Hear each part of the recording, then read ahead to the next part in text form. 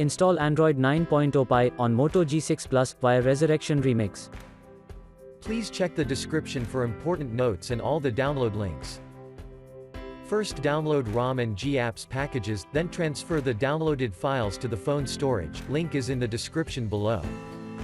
Step 2. Boot your device into TWRP recovery.